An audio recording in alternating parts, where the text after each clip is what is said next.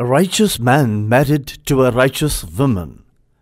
Although they were poor, but they were firm believers of God. Each one of them did as much as they can do to please their Creator, and they prayed to God whole life. They performed all prayers in prostration to please God. After 1 year of their marriage, the couple had a beautiful baby girl, and after 4 years, they had a beautiful baby boy too, while their father was praying in the mosque and he died during prostration. After few months of their father's death, the mother died on her prayer mat too, who was 5 years old, and her baby boy, who even did not reach up to 1 year of his age, in the care of God. Their uncle, brother of their father, took the children to take care of them because the children did not have any other relatives except him. But the uncle's wife did not want to bear the burden of responsibility of caring and raising them, and asked her husband for divorce or to take his brother's children away from her. The husband was confused and was not able to convince his wife to change her mind from such request. On her insistence, the uncle decided to keep his wife and to get rid of his brother's children. The fear of people's blame and reproach for negligence of his nephews of expelling them from his house. His diabolical thinking guided him to take the children, put them in the family cemetery alive, where the bodies of their parents were buried, then to close the cemetery. But the divine power and the good deeds of his brother and his wife made him not to pay attention to a small hole he left unintentionally. The hole which was left was life for the children and the source of air for them. 4 days passed before anyone discovering them, until came funeral in nearby cemetery, and after the burial ceremony finished, the people heard voices of children playing and talking. They continued looking for the source of the voice until they found the children in the grave. They took them out and the official authorities took care of the children, then arrested the criminal uncle. After they interrogated the uncle about the reason of his crime and why not put children in orphanage, the uncle couldn't answer. People asked the girl how she lived with her brother for 4 days without food and water. The child uttered hardly moving words that run through the veins and freeze the blood when she said, "There was a fruit tree full of all kinds of fruits, and I was picking up from it when I'm hungry." All the people present there continued repeating the testimony and praised to God for a long time, and saying, "This is the power of merciful, His miracle and greatness, for the pious and righteousness of the parents. God sent His soldier and angels to the grave to save innocent souls who do not even know about sin."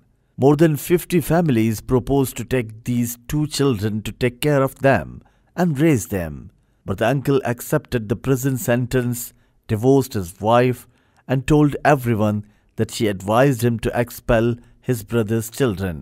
Uncle's wife was deserted by everyone, even her family. ولا تحسبن الله غافلا عما يعمل الظالمون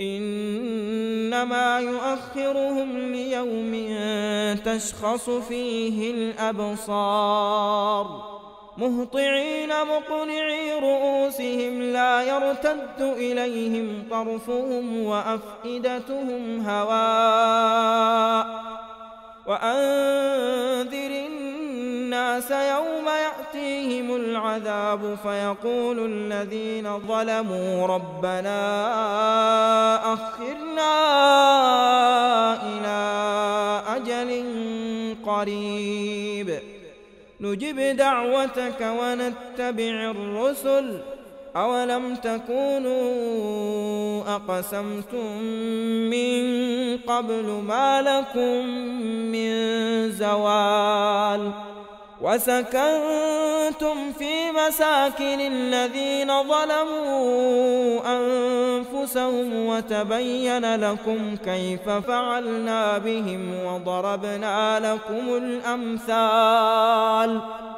وقد مكروا مكرهم وعند الله مكرهم وإن كان مكرهم لتزول منه الجبال فلا تحسبن الله مخلف وعده رسله إن الله عزيز ذو انتقام.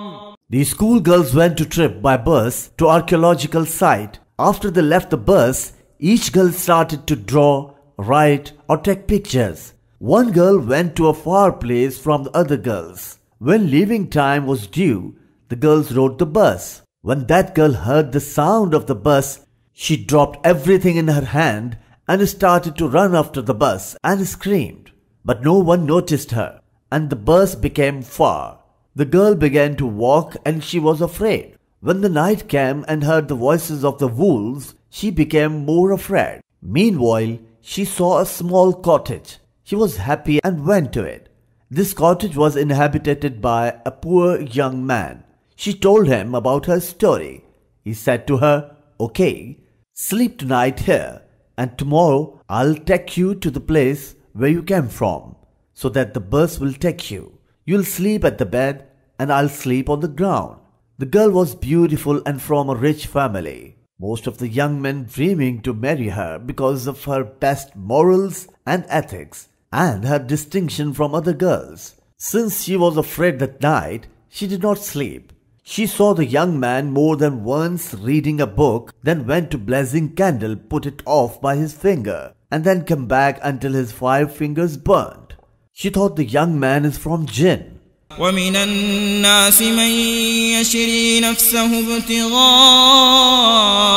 مرضات الله والله رؤوف بالعباد. In the morning, the young man went with her to the bus. When she returned home, she told her father about the story. The father was curious and decided to go to that place of the young man to know why the young man did this with his fingers. He went to him and saw his 5 fingers wrapped with pieces of fabric and asked him, "What happened to your fingers?" The young man said, "Yesterday a lost girl came to me and slept at my place. Every now and then the devil came to me, so I recited Quran hoping that the devil leaving me. But he did not go, so I burnt my fingers to remember the torture of hell, then went to bed. The devil came to me once again. I did this until my 5 fingers burnt." The father said to him, "Come with me to my house." When they reached the house, he brought his daughter and said, "Do you know this girl?" The young man said, "Yes, this is the girl who slept at my place yesterday." The father said, "She is wife for you." The Prophet, peace and blessings be upon him, said, "If you leave something for the sake of Almighty God, so God will compensate you of something better than it." The young man prostrated, thanking God because he compensated him with permissible in exchange for impermissible.